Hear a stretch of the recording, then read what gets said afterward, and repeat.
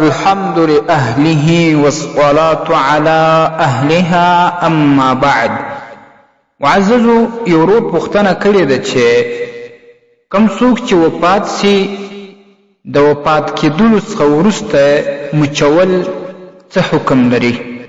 الجواب وبالله التوفیق.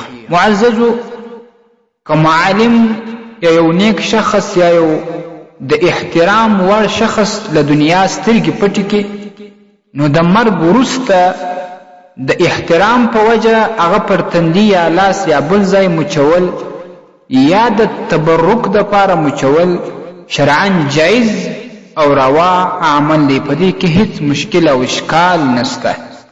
عائشة صدیقه رضی الله تعالی عنها وای أن أبا بكر رضي الله عنه قبل النبي صلى الله عليه وسلم وهو ميت. ابو بکر الصدیق رضی الله عنه اگر علی نبی کریم صلی الله علیه وسلم له دنیا سترګې پټې کړې وې.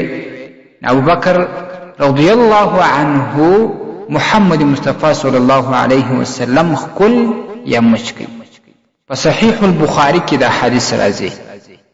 دا شان حضرت عثمان ابن مزعون رضی الله تعالی عنه وفات کړی چې محمد عربي صلی الله علیه وسلم ورته راغلی نو دی مبارک پر مخ باندې مچ کوي او تر سترګې اوښکې روانې وې.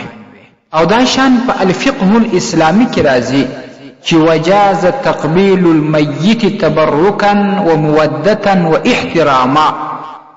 د مړي مچول د تبرک دپاره، د محبت دپاره، د احترام دپاره جایز دي. الموسوعة الفقهیه 14 جلد 142 صفحه، الفقه الاسلامي 2 جلد 600 صفحه. السلام علیکم ورحمة الله وبرکاته. ستاسې د اسلامي پوښتنو جوابونکی مفتي حکیم الله صابر الحنفي صاحب.